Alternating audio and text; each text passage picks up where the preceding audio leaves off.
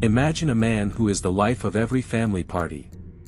He is the one who makes the children laugh, who visits you in the hospital no matter what, who would give you the shirt off his back.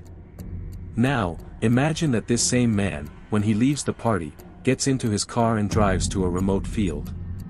He meets another man, speaks calmly for a moment, and then shoots him in the head.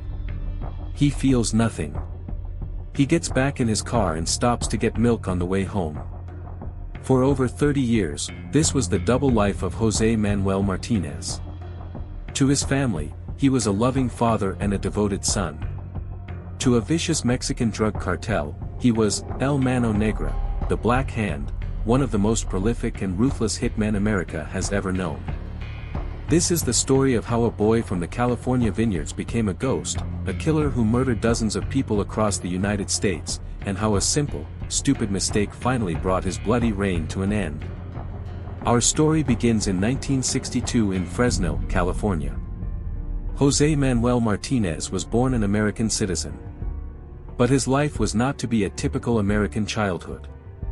When he was still very young, his family moved back to Mexico. He grew up there, surrounded by a different culture and a different way of life, until he was 11 years old. Then, his family moved back to the United States, settling on a ranch near a small town called Earlimart, in Tulare County, California. If you have never heard of Tulare, you should know that at that time, it was the poorest county in the entire state of California. It was a place of hard work and struggle. The area was beautiful, surrounded by vast vineyards that stretched for miles, but for those living there, life was often difficult. Jose's family found their place in this world. His stepfather was a man who organized laborers to work in the vineyards of the wine industry. This was his official job. But on the side, he had another, more dangerous business: he dealt drugs. The ranch was not just a home, it was a hub for illegal activity. Jose was pulled into this world at a very young age. By the time he was only 14 years old, his stepfather was sending him on errands. Jose became a drug courier. His first trip was by bus, carrying drugs to another location. He was just a boy, but he was already deep in the criminal underworld.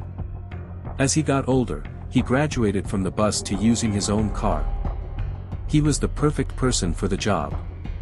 He was a bilingual teenager, born in the US, which meant he could easily blend in and not attract the attention of the police. He was, in many ways, invisible to the authorities. In 1977, when Jose was 15, the dangerous nature of his family's business caught up with them. The police raided their ranch. It was a major bust. The officers confiscated a huge amount of heroin, worth $2.5 million. They also took various weapons. This event shook the family. Jose's stepfather was taken into custody. The family was in turmoil. And then, in 1978, while everything was in chaos, a terrible tragedy struck that would change Jose Martinez forever. His sister, Cecilia, was murdered. The details are murky, but Jose was the last person to see her alive. When he gave his statement to the police about her death, his story was shocking. He said that after he saw Cecilia, he then went on to shoot 2 more people who were also in the house. It was a cold-blooded triple homicide, and Jose was only 16 years old. This was the moment, he would later say, that the nice boy died and the killer was born. Martinez himself explained this transformation. He said that he was a nice man until they killed his sister. From that point on, he said, his attitude changed completely. He said, "FCK the rappers and the child molesters." He decided that the world was a brutal place, and he would be more brutal than anyone in it. So, in 1979, he acted on this new philosophy. A friend came to him with a problem. The friend said that a man named David Bedolla had pet his sister. He asked Martinez for help. Martinez agreed to do the job. For $500, he killed David Bedolla. This was not a crime of passion, it was a business transaction. It was his first official murder for money, setting a pattern that would define the rest of his life. By 1982, Martinez's reputation as a man who could get things done was growing in the shadowy world of drug crime. It was around this time that he met a man who would become his most important client. Martinez never said his real name. He only ever referred to him as Mr. X.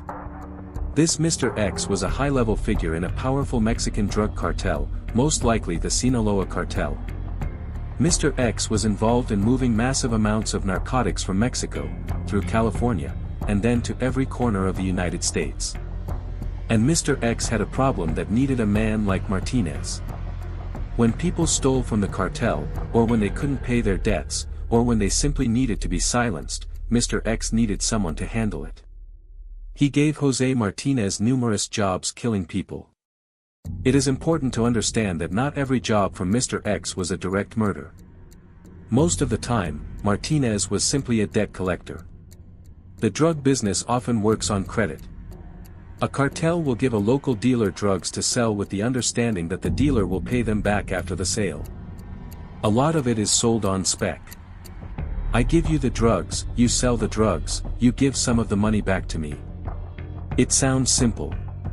But if you take the drugs and you don't give the money back to me, we have a problem. That is where Jose Martinez would come in. He would go and collect that money. Of course, if the person couldn't pay, the collection often ended in violence. The threat of death was his primary tool. Despite his busy life as a criminal, Martinez was not a perfect ghost. He did end up in jail several times. For example, in 1990, he was arrested and sent to prison because of his drug-related activities. But here is the strange part, he was never charged with murder. Not once during all these years.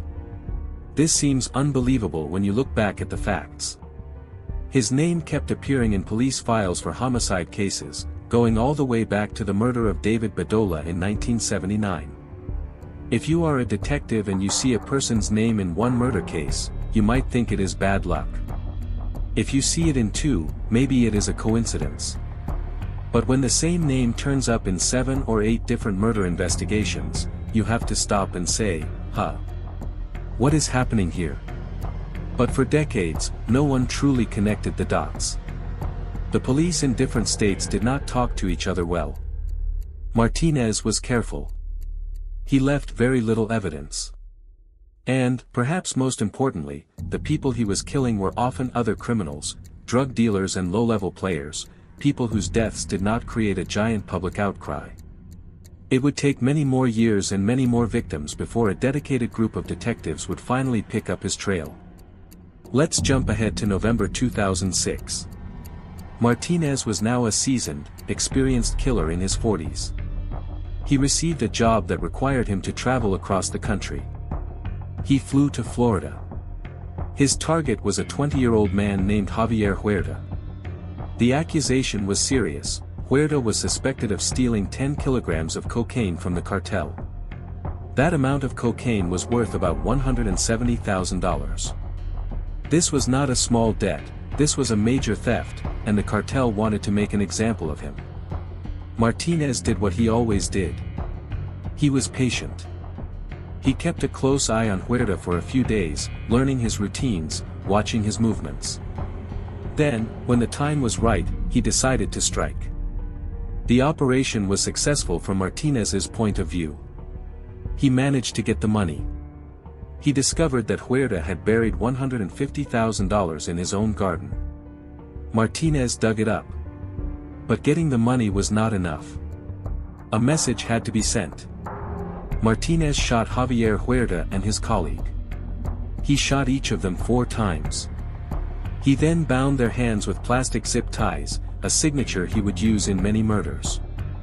He put their bodies in the cab of Huerta's own truck. Then, he did something very cold-blooded. He took the truck and drove it to the outskirts of a national park to dump it.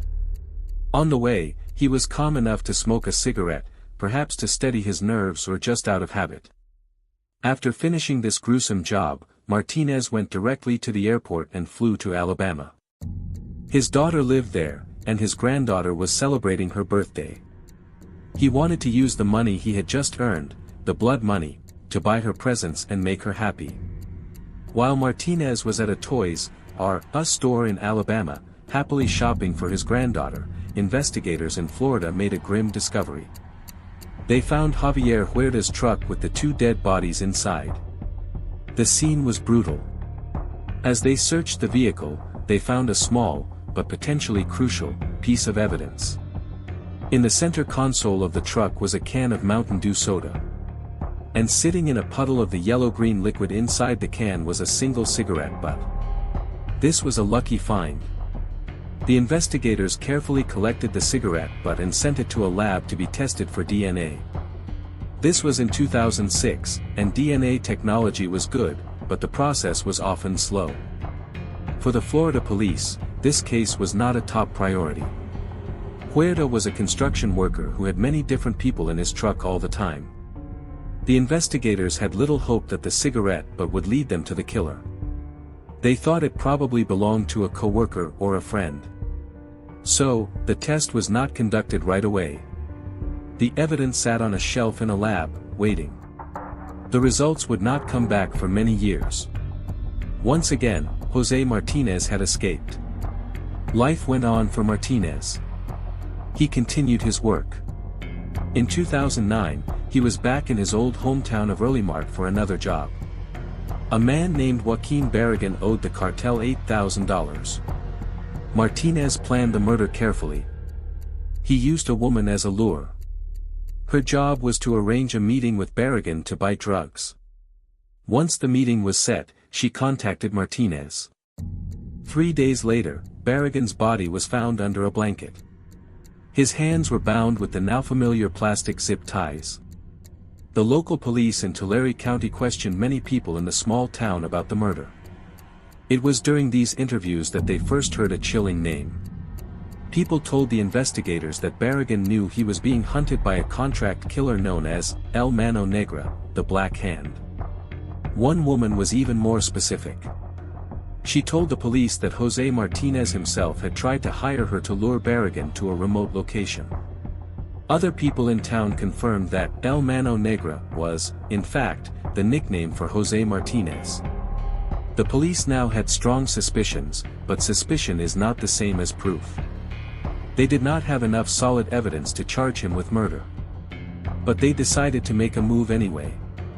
They arrested Martinez for a different reason. He had violated the terms of his probation from a previous crime. When the police knocked on his door, Martinez knew exactly what to do. In a flash, he scrambled for his cell phone, ripped out the tiny SIM card that held all his data, and swallowed it. He destroyed the evidence right in front of them. Without that card, the police could find nothing else on him that directly incriminated him in the murder. When they questioned him, Martinez was cool and calm. He claimed that everyone in Earlimart was lying about him and that he had nothing to do with Barragan's death. The police had to let the murder investigation go, but they still sent him to prison for the probation violation. About half a year later, Martinez was released from prison. And what did he do? He did not lay low. He did not hide. He marched directly into the Violent Crime Division of the Tulare County Sheriff's Office. He was there to demand the return of his white Chevy Suburban, which the police had seized from him when he was arrested. To get his car back, he agreed to sit down and answer a few questions from the investigators. It was a bold and arrogant move. During this conversation, he dropped hints like a man who knew he was untouchable. He hinted that he was a debt collector for a powerful Mexican drug cartel from Guadalajara. He even claimed to have insider information about the Barragan murder, saying that Barragan was not killed over a debt, but because he was a rat, an informant for the police. The investigators were, of course, very suspicious. They suggested he take a lie detector test.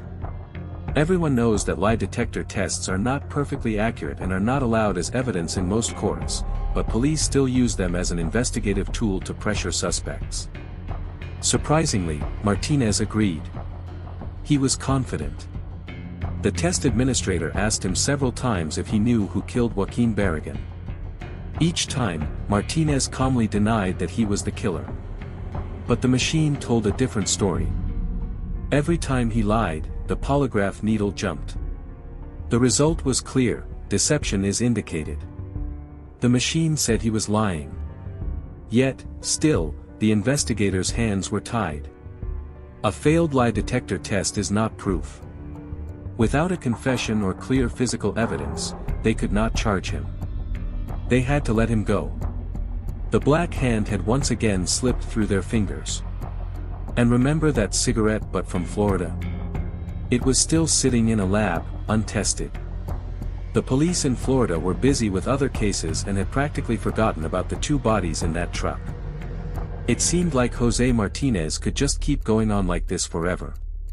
But then, in early 2013, something happened. 35 years after his sister's murder, 33 years after he killed David Bedolla for $500, Martinez was now 51 years old. He was once again visiting his daughter in Alabama. He loved his family deeply. He spent a lot of time with his grandchildren, picking them up from school, dressing them up as Disney princesses, and having spa days with them. His daughter knew her father was a criminal, but she believed he was just a smuggler who helped people cross the border illegally. She had no idea he was a contract killer. While he was staying at her home, Martinez learned something that set him off.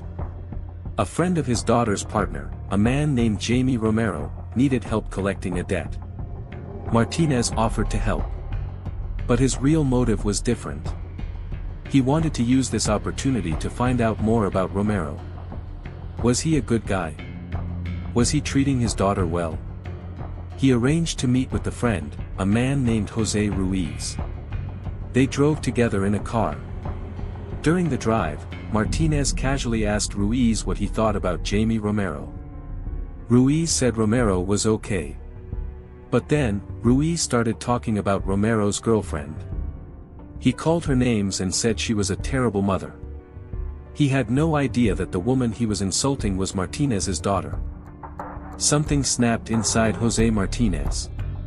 He did not get angry in a loud, shouting way. He decided, coldly and calmly, that Jose Ruiz had to die for insulting his little girl. But he was a professional. He knew that people had seen them together. So, he did not do it right then and there. He showed incredible self-control. He simply told Ruiz, in a patient voice, "Hey, I'm her father, and that's not a kind way to speak about my daughter."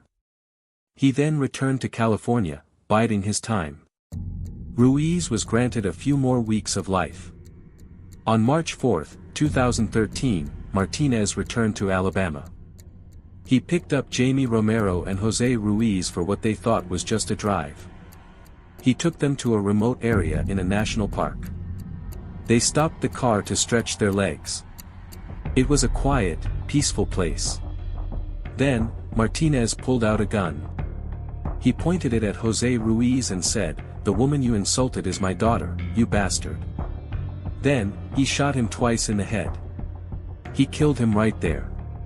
He got back into the car and told a terrified and shocked Jamie Romero to drive. He warned Romero to keep his mouth shut about what he had just seen. The police soon discovered the body of Jose Ruiz. With him, they found a receipt from a Walmart. They pulled the surveillance footage from that Walmart and saw that Ruiz had been with another man, Jamie Romero. The police arrested Romero and named him as the prime suspect in the murder. Martinez, trying to protect his daughter's partner, contacted the police. He tried to give Romero an alibi, claiming they were together at the time of the killing. But the police did not believe his story, and Romero stayed in jail. 1 month later, Martinez was back in California, visiting his son in Earlimart. Suddenly, there was a loud banging on the door. It was the police. Martinez's mind immediately jumped to the worst conclusion. He was sure that Jamie Romero had finally talked to the police in Alabama. He was sure they were there to arrest him for the murder of Jose Ruiz. In a panic, he fled out the back of the house. A sheriff's deputy named Crystal Darrington saw him running and gave chase. She caught him and brought him to the police station. But here is the irony, Martinez had nothing to fear from Deputy Darrington. She knew nothing about the Alabama murder.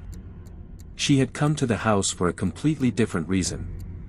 She was investigating a series of local robberies and hoped that Martinez's son might have some information that could help her. She had no idea she was dealing with a hitman. It was only after she brought him to the station that a colleague pulled her aside and whispered, "Do you know who you just brought in? That's El Mano Negra. They say he's a contract killer." The police could have held Martinez for being a felon in possession of a gun, but he was smooth and charming. He convinced them to let him go. He even offered to help them. He said he would help them get illegal guns off the street. The police were interested. Getting illegal guns is a constant battle, and they thought this was a way to get a dangerous criminal to do something good for the community.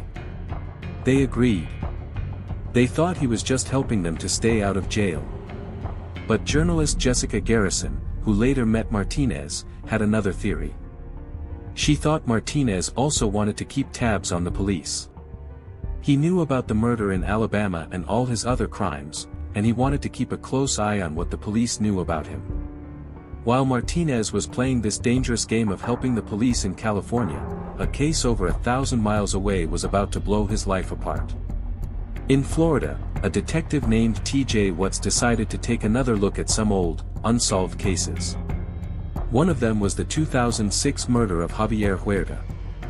As part of this review, he finally got the lab report for the cigarette, but that had been found in the Mountain Dew can all those years ago. The results had finally come back. And they got a hit. The DNA on the cigarette belonged to a man with a criminal record, Jose Manuel Martinez. Detective Watts was now very interested. Why would a man from California leave his DNA at a murder scene in Florida? He called an investigator in California to ask about Martinez. The California investigator told him the whole story, about how they knew Martinez, how he was helping them with the gun operation, and how he was a suspect in several local murders, but they could never prove anything. Then, the California investigator shared one small, but incredibly important, detail. He said, "You know, in a lot of these murders we suspect him of, the killer used zip ties to bind the victim's hands." Detective Watts felt a jolt of electricity. He himself had several unsolved murders on his desk where the victims had been bound with zip ties. Suddenly, everything started to connect. He no longer saw Martinez as a helpful informant. He saw him for what he was, a prolific, cross-country killer. He officially named Jose Martinez as a person of interest. Meanwhile, back in Alabama, Jamie Romero was still sitting in a jail cell, accused of a murder he did not commit. He was terrified. He had seen firsthand how cold-blooded his father-in-law was. He knew Martinez would kill him without a second thought. But he also could not go to prison for a crime he didn't commit. He had a daughter and a life he wanted to get back to. The fear finally became too much. He asked to speak to the lead detective, a man named McWhorter, and he told him everything. He confessed that it was Martinez, not him, who had killed Jose Ruiz. On May 17, 2013, based on Romero's testimony, the investigators finally had what they needed to issue an arrest warrant for Jose Martinez for murder. They tracked his movements and discovered he was on a trip to Mexico. They waited. When he returned to the United States, crossing the border into Arizona, he was arrested. When they told him there was a warrant for his arrest for murder, his only question was, where is the warrant from? He wanted to know which of his many crimes had finally caught up with him. Detective McWhorter from Alabama flew to Arizona to personally bring Martinez back. On the long drive back to Alabama, the two men talked. They talked about life, their time in the military, and they even shared a pizza together at the airport. McWhorter was struck by how calm and casual Martinez was. He seemed not to care at all that he was being charged with murder. When they landed in Alabama, another detective was waiting for them. It was T.J. Watts, who had flown in from Florida. Neither detective expected much from their interrogation. They thought Martinez would stay silent, or maybe blame Jamie Romero for everything.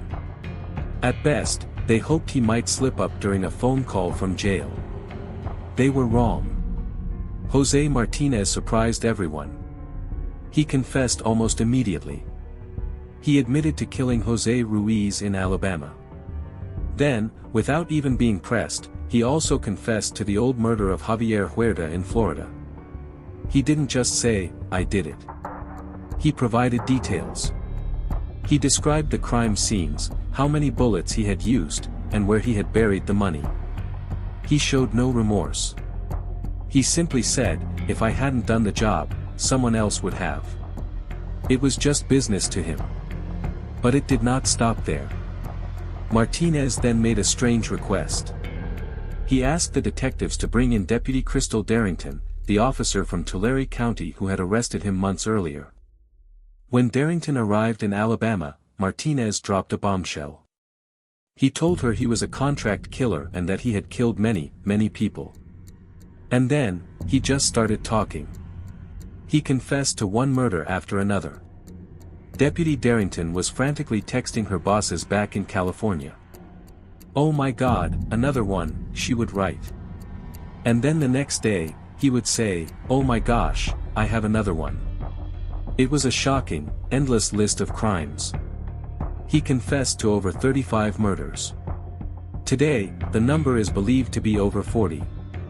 The police did not just take his word for it. They are not allowed to do that. They went back and re-investigated every single case he mentioned. They looked for evidence that could corroborate his confessions. They checked the details he provided against the old case files. Ultimately, they decided they believed him. His confessions were true. Jose Manuel Martinez, El Mano Negra, was finally telling the world his terrible secrets. Martinez was brought to trial for most, but not all, of the murders he confessed to. Some cases were too old, and there was not enough evidence to proceed. At one point, he even faced the possibility of the death penalty, but it did not seem to frighten him. In the end, the justice system delivered its sentences. He was sentenced to 50 years in prison in Alabama for the murder of Jose Ruiz. He received a sentence of life in prison without the possibility of parole in California for 9 separate murders. And in Florida, he was given 2 consecutive life sentences for the murders there. He would die in prison. So, why did it take over 30 years to catch him? Martinez was very good at his job. He was careful, he left few traces, and as a hitman for a cartel, there was often no direct connection between him and his victims, making him a ghost. In the 1980s and 1990s, police departments were overwhelmed with murders, and they had limited resources and technology. They did not share information well between states. But there is another, more heartbreaking reason. As journalist Jessica Garrison discovered, some people believed that the police did not try as hard as they could have to catch him because of who his victims were. He was generally killing people without very much power in society, other drug dealers, farm workers, people living on the edges of the law. Their deaths did not create giant headlines or public outrage. When Garrison went and found the family members of some of Martinez's victims, many of them told her the same sad story over and over. They said, "It seems like no one cared that our relative was killed." The families felt forgotten. Their loved ones were just another statistic, another dead criminal. This, perhaps, is the craziest and most heartbreaking part of this entire case. It shows that justice can sometimes be blind in the wrong way, seeing only the worth of the victim and not the evil of the crime. The story of Jose Martinez is not just the story of a killer, it is a story about the shadows in our society where people can disappear, and how a man can become a monster, all while pretending to be the nice guy next door.